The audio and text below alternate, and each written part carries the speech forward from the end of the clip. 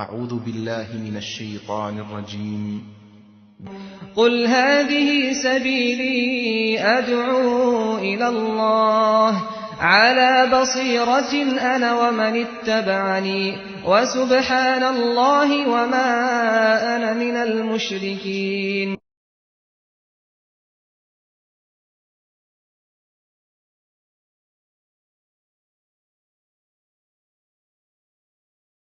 الحمد لله نحمده ونستعينه ونستغفره ونعوذ بالله من شرور أنفسنا ومن سيئات أعمالنا من يهده الله فلا مضل له ومن يضلل فلا هادي له وأشهد أن لا إله إلا الله وأشهد أن محمدا عبده ورسوله أما بعد فأعوذ بالله من الشيطان الرجيم بسم الله الرحمن الرحيم يا أيها الذين آمنوا اتقوا الله حق تقاته ولا تموتن إلا وأنتم مسلمون يا أيها الناس اتقوا ربكم الذي خلقكم من نفس واحدة وخلق منها زوجها وبث منهما رجالا كثيرا ونساء واتقوا الله الذي تساءلون به والأرحام إن الله كان عليكم رقيبا يا أيها الذين آمنوا اتقوا الله وقولوا قولا سديدا يصلح لكم أعمالكم ويغفر لكم ذنوبكم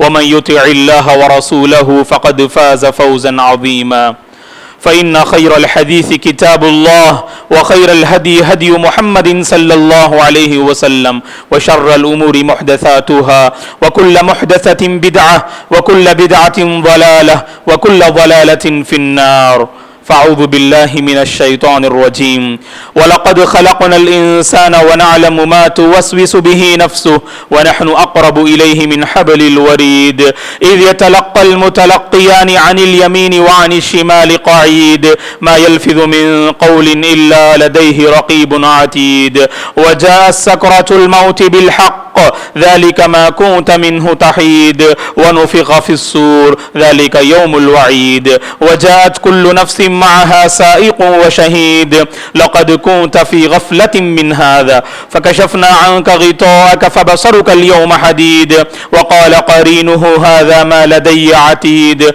ألقيا في جهنم كل كفار عنيد مناع للخير معتد مريب الذي جعل مع الله إلها آخر فألقياه في العذاب الشديد قال قرينه ربنا ما أطغيته ولكن كان في ضلال بعيد قال لا تختصموا لدي وقد قدمت إليكم بالوعيد ما يبدل القول لدي وما أنا بظلام للعبيد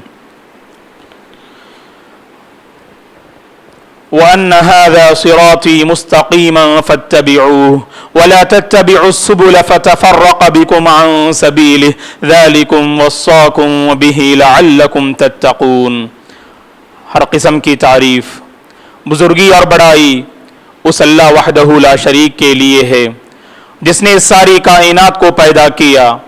درود اور سلام ہو امام الانبیاء رحمت للعالمین خاتم النبیین محمد عربی صلی اللہ علیہ وسلم پر جن کے ذریعے رب العالمین نے اس دین اسلام کو مکمل فرمایا. صحابہ اکرام رضوان اللہ علیہم اجمعین، تابعین تبع تابعین، تمام مومن مرد اور عورتوں پر اللہ کی رحمت اور اس کی سلامتی ہو آمین. محترم بزرگوں، نوجوانوں، عزیز بچوں اور قابل احترام میری ماں اور بہنوں، ہر قسم کی تعریف اس پروردگار کے لیے لائق و زیبا ہے جس نے ہم سب کو دین اسلام جیسی عظیم نعمت سے مالا مال کیا.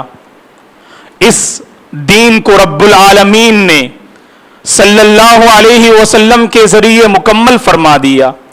کہا رب العالمین نے قرآن مجید میں اليوم اکملت لکم دینکم واتممت علیکم نعمتی ورضیت لکم الاسلام دینا. عرفے کے موقع پر رسول اللہ صلی اللہ علیہ وسلم کا جو پہلا اور آخری حج تھا، اس موقع پر یہ آیت کریمہ صلی اللہ علیہ وسلم پر نازل ہوتی ہے. اس آیت میں اللہ تبارک و تعالیٰ فرماتے ہیں کہ آج میں نے تمہارے لیے تمہارے دین کو مکمل کر دیا اور اپنی نعمت تم پر مکمل کر دی اور تمہارے لیے اسلام کو بطور دین میں نے پسند کیا. اس دین کو اللہ نے مکمل کر دیا. دوستو اس دین میں نہ اضافے کی گنجائش ہے اور نہ اس میں نہ کمی کی گنجائش ہے. یہ ہمارا ایمان اور عقیدہ ہے کہ اللہ تبارک و تعالیٰ نے اس دین کو صلی اللہ علیہ وسلم کے ذریعے سے مکمل فرما دیا. یہ ہمارا مضبوط ایمان پہلے ہونا چاہیے. اور اللہ کے نبی نے اس کو دوسرے الفاظ میں یوں بیان فرمایا. مسند احمد کی صحیح حدیث ہے, ترکتکم علی المحجہ البیضاء لیلها کنہارها لا یزیغ عنها الا ہالک. صلی اللہ علیہ وسلم نے ہم کو ایک ایسی راہ پر چھوڑا ہے, ایک ایسے طریقے پر آپ نے چھوڑا ہے جو بالکل روشن ہے, واضح ہے, جس میں کسی قسم کا کوئی شبہ نہیں, جس میں کسی قسم کی کوئی اندھیری نہیں, بالکل واضح اور روشن دلیل پر, راستے پر اللہ کے نبی نے ہمیں چھوڑا ہے. اور کہا کہ جس کی راتیں بھی دن کی مانند چمکدار اور روشن ہیں, اور اس راستے سے وہی بہک سکتا ہے, گمراہ ہو سکتا ہے جس کا بہکنا اور گمراہ ہونا مقدر میں لکھ دیا گیا ہو. پیارے حبیب صلی اللہ علیہ وسلم نے واضح راستے پر اس امت محمدیہ کو آپ نے چھوڑا صلی اللہ علیہ وسلم نے.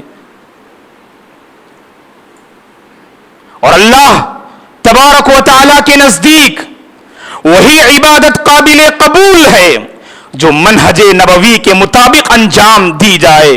امام ابن کثیر رحمت اللہ علیہ نے اپنی تفسیر میں اس بات کو نقل کیا ہے, ہر عبادت کے قبول ہونے کے لیے یہ ضروری ہے کہ وہ عبادت اخلاص کے ساتھ انجام دی جائے, اللہ کی رضا کو پانے کے لیے, رب العالمین کی رضامندی کو پانے کے لیے, اور صرف اللہ عبادت کو انجام دی جائے اور شریعت محمدیہ کے طریقے پر اس عبادت کو انجام دی جائے. اسی وقت عبادت اللہ کے دربار میں قابل قبول ہوگی. امام ابن کثیر رحمت اللہ علیہ فرماتے ہیں, الاخلاص ومتابعۃ الرسول وهذان رکن العمل المتقبل.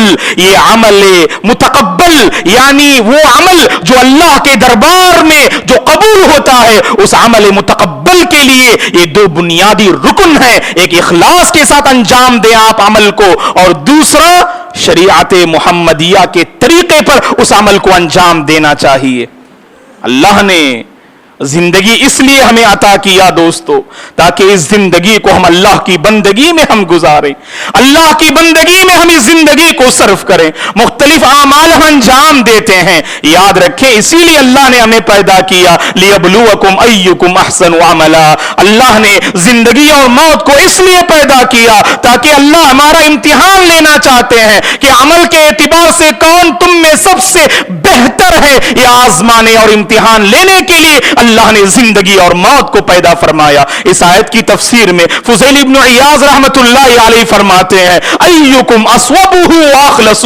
اللہ تبارک و تعالی یہ دیکھنا چاہتے ہیں کہ عمل میں کتنا اخلاص پایا جاتا ہے, اور آپ رسول کی کس قدر اطاعت کرتے ہیں اور کس قدر مطابقت آپ کے عمل میں کار فرما نظر آتا ہے. یہ جانچنے اور آزمانے کے لیے اللہ تبارک و تعالی نے یہ زندگی اور موت کو پیدا کیا. ایکم اصوبہ واخلص.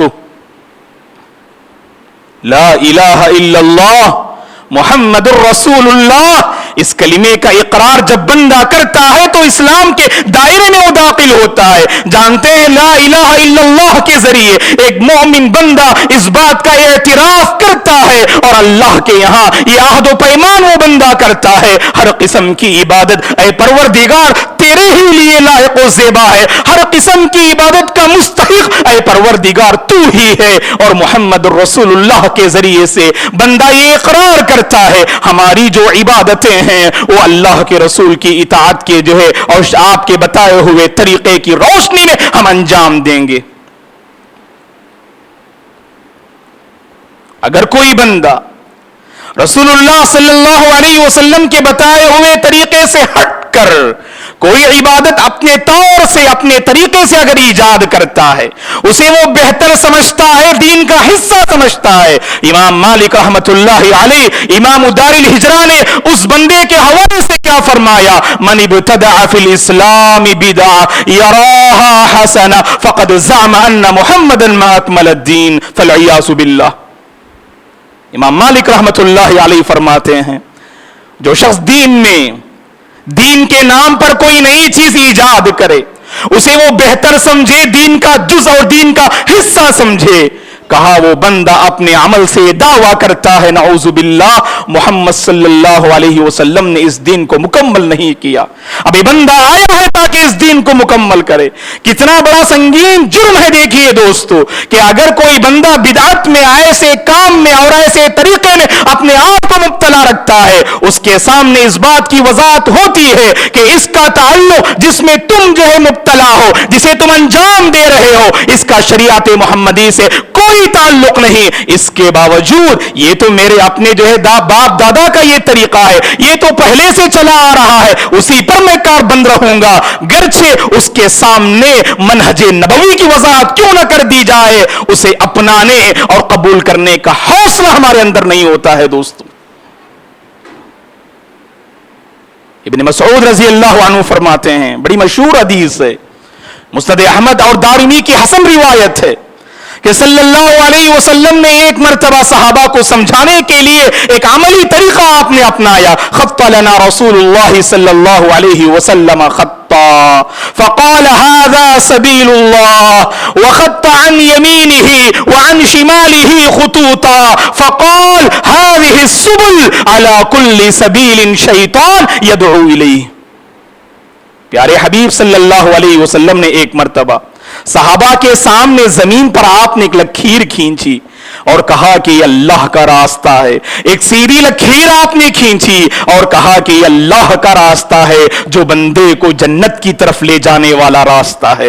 اس راستے پر جو بندہ گامزن رہے گا, اس راستے پر جو بندہ جو کہ صراط مستقیم ہے, جو کہ توحید والا راستہ ہے, جو کہ منہج نبوی والا راستہ ہے, جو بندہ اس راستے پر قائم رہے گا جنت اس کا انتظار کر رہی ہے اور رضا الہی کا وہ بندہ مستحق ہوگا.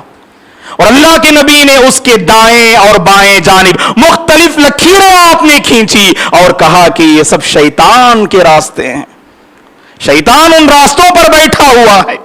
اور جو بندہ صراط مستقیم پر اپنی زندگی کو آگے بڑھائے گا, کبھی شبہات کی شکل میں, کبھی خواہشات کی شکل میں, کبھی بدعات و خرافات کی شکل میں, کبھی غلط رسم و روات کی شکل میں, شیطان بندے کو دعوت دیتا ہے تاکہ بندہ صراط مستقیم سے محروم ہو کے رہ جائے. یہ کتنی بڑی محرومی ہے دوستو, یہ کتنا بڑا خسارہ ہے کہ رب العالمین نے اس دنیا میں جو سب سے کامل اور سچا مذہب ہے اس مذہب کو اللہ نے ہمیں عطا کیا. اس دین کی, اس مذہب کی حفاظت کی ذمہ داری ہماری ہے دوستو. اگر لاپرواہی ہم نے برتی, یاد رکھیں صراط مستقیم سے ہماری زندگی بالکل الگ ہو جائے گی. تو اسی سے تعلق رکھنے والی ایک بات, شعبان کا مہینہ جیسے ہی آتا ہے, بڑا بابرکت مہینہ ہے یہ شعبان کا.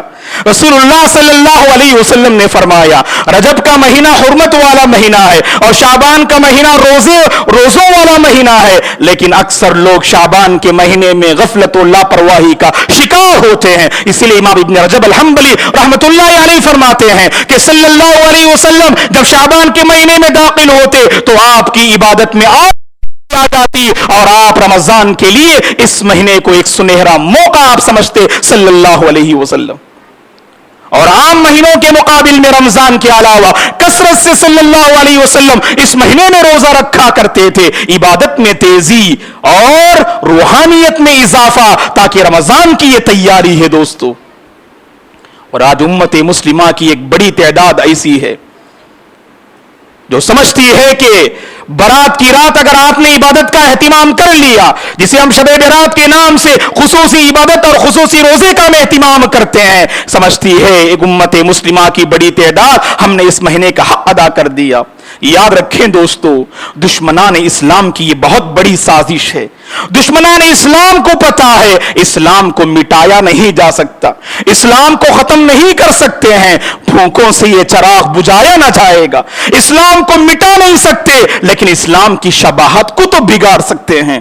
اسی لیے 300 سال کی تاریخ آپ پڑھ کر دیکھیے، جتنے بدعات و خرافات اس امت میں جنم لیے، آپ کو چوتھی اور 5ویں سینچری میں آپ کو ساری چیزیں نظر آئیں گی. 3 صدی ان سارے بدعات و خرافات سے بالکل 3 صدیاں پاک تھیں. اسلام کی شباہت کو بگاڑنے کے لیے یہ دشمنان اسلام نے میلاد النبی کے نام پر، شب برات کے نام پر، شب معراج کے نام پر، رجب کے کنڈوں کے نام پر اور خوشی اور غم کے موقع پر، خوشی اور انتقال کے موقع پر اس دین میں بہت ہی غلط رسم و رواج کو انہوں نے داخل کیا تاکہ کسی طرح سے یہ امت مسلمہ صحیح منہج سے ہٹ جائے، اور وہ منہج اور وہ راستہ جس پر گامزن رہنے سے جنت جس کا انتظار کر رہی ہے، اس راستے سے امت مسلمہ ہٹ جائے اور نار جہنم کی مستحق بن جائے.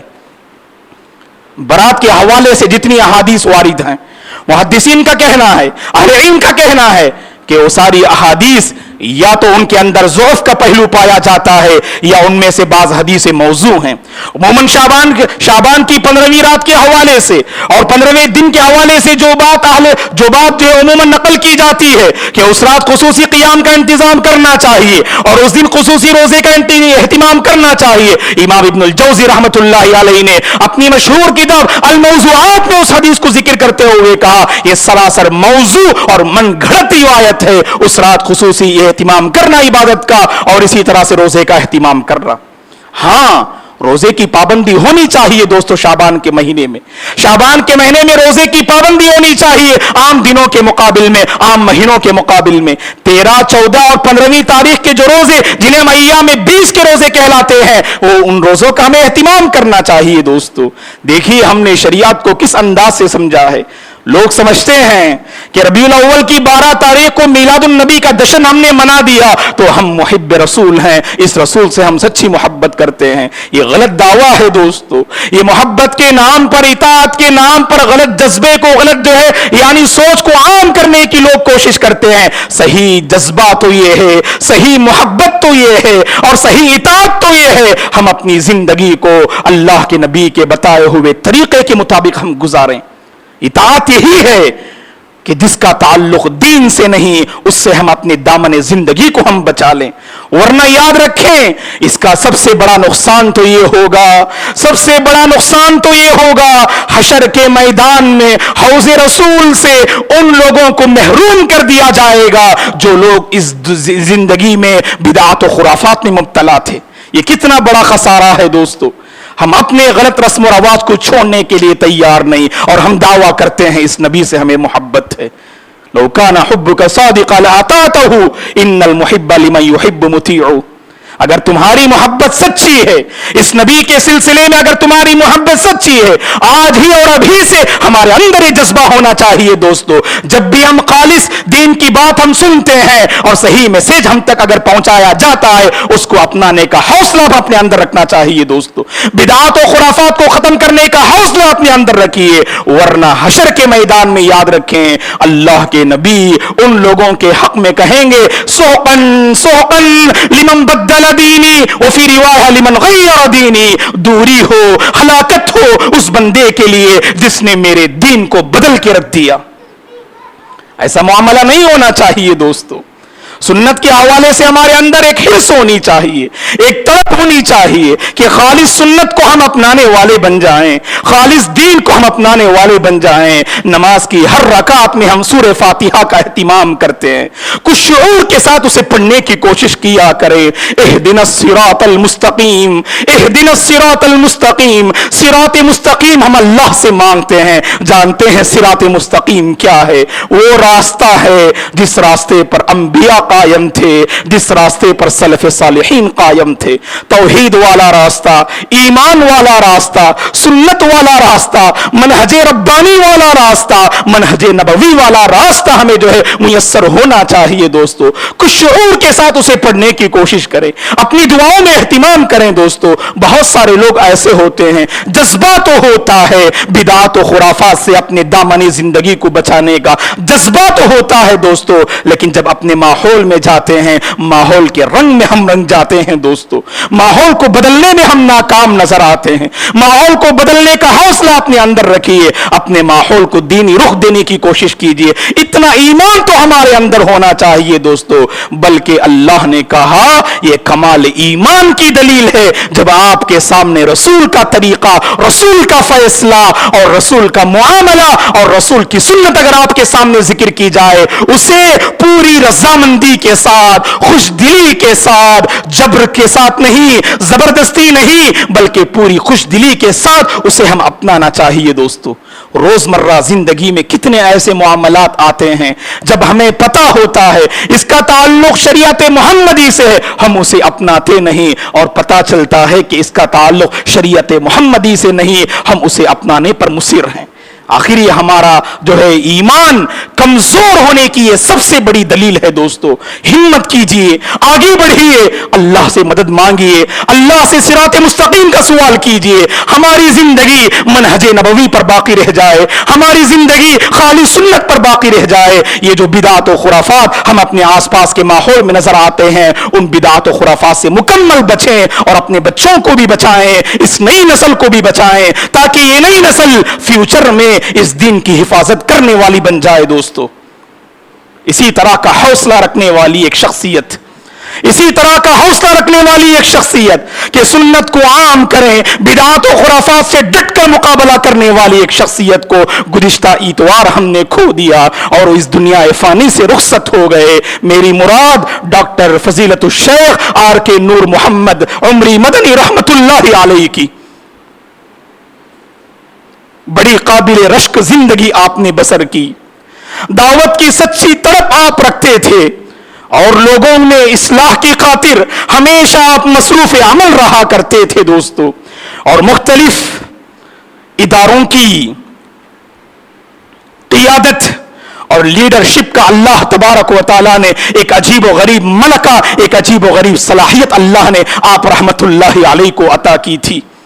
ہم جانتے ہیں آپ کے سلسلے میں, اور اس مسجد کا ہر مصلی آپ رحمت اللہ علیہ کے سلسلے میں جانتا ہے, جب بھی بدعات و خرافات نے جنم لیا ان بدعات و خرافات کو مٹانے میں سر فہرست آپ کا جو شمار ہوتا ہے دوستو.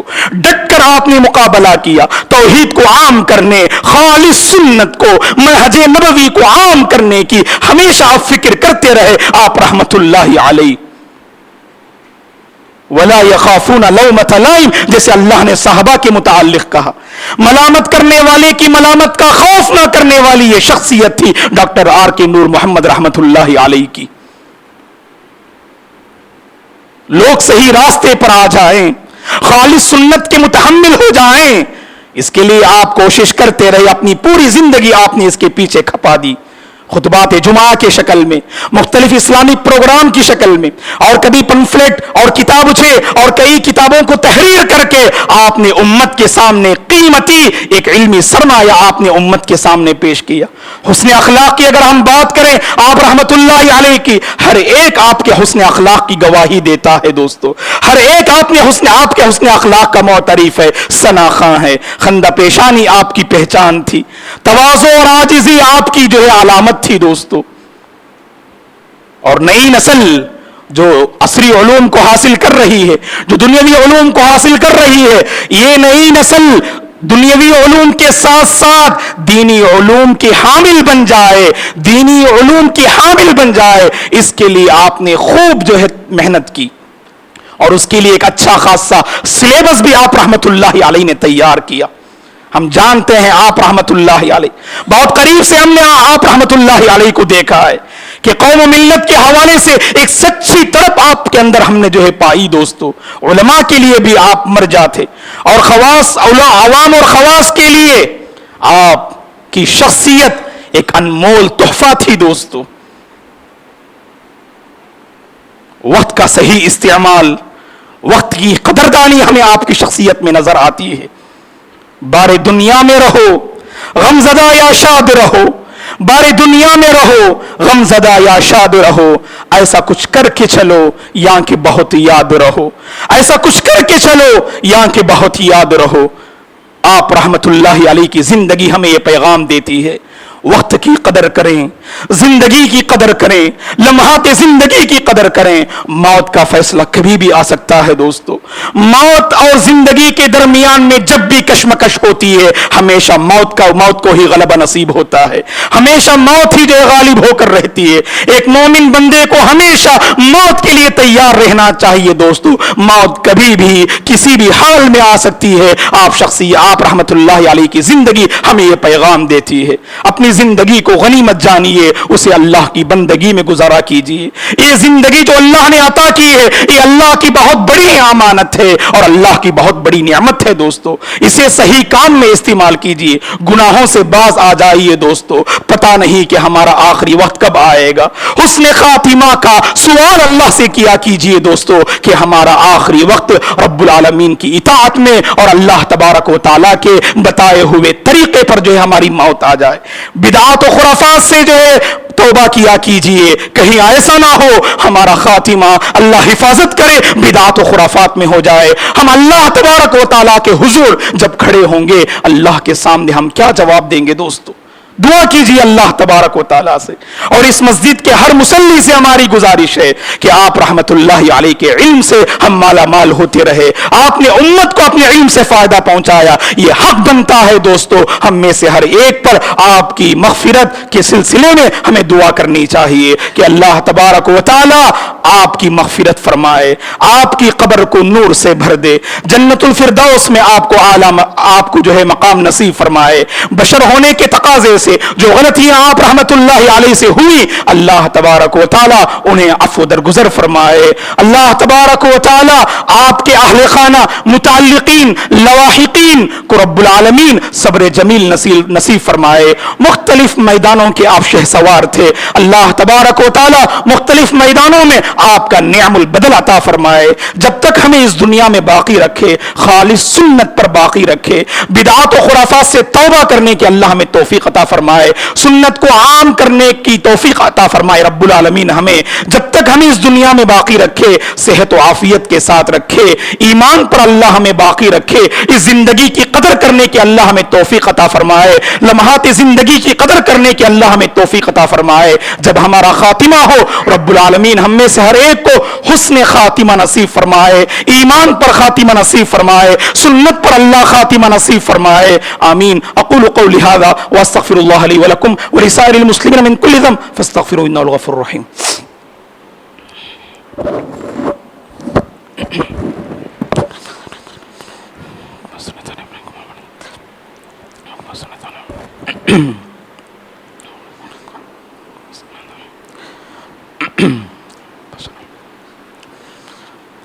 إن الحمد لله نحمده ونستعينه ونستغفره ونعوذ بالله من شرور أنفسنا ومن سيئات أعمالنا من يهده الله فلا مضل له ومن يضلل فلا هادي له وأشهد أن لا إله إلا الله وأشهد أن محمدا عبده ورسوله أما بعد فأعوذ بالله من الشيطان الرجيم بسم الله الرحمن الرحيم إن الله وملائكته يصلون على النبي يا أيها الذين آمنوا صلوا عليه وسلموا تسليما اللهم صل على محمد وعلى آل محمد كما صليت على إبراهيم وعلى آل إبراهيم إنك حميد مجيد اللهم بارك على محمد وعلى آل محمد كما باركت على إبراهيم وعلى آل إبراهيم إنك حميد مجيد ربنا لا تزغ قلوبنا بعد إذ هديتنا وهب لنا من لدنك رحمة إنك أنت الوهاب ربنا لا تزغ قلوبنا بعد إذ هديتنا وهب لنا من لدنك رحمة إنك أنت الوهاب اللهم آت نفوسنا تقواها وزكها أنت خير من زكاها أنت وليها ومولاها اللهم احفظ الإسلام والمسلمين، اللهم احفظ هذا الوباء والغلاء، اللهم احفظنا من هذا الوباء والغلاء. اللهم آت نفوسنا تقواها وزكيها أنت خير من زكاها، أنت وليها ومولاها. اللهم ارحم موتانا وموتى المسلمين، اللهم اشف مرضانا ومرضى المسلمين. اللهم إنا نسألك علما نافعا ورزقا طيبا وشفاء من كل داء وعملا متقبلا. اللهم إنا نسألك الهدى والتقى والعفاف والغنى. عباد الله رحمني ورحمكم الله، فأعوذ بالله من الشيطان الرجيم. إن الله يأمر بالعدل والإحسان وإيتاء ذي القربى وينهى عن الفحشاء والمنكر والبغي يعظكم لعلكم تذكرون. اذكروا الله العظيم يذكركم، ولذكر الله تعالى أكبر، والله يعلم ما تصنعون.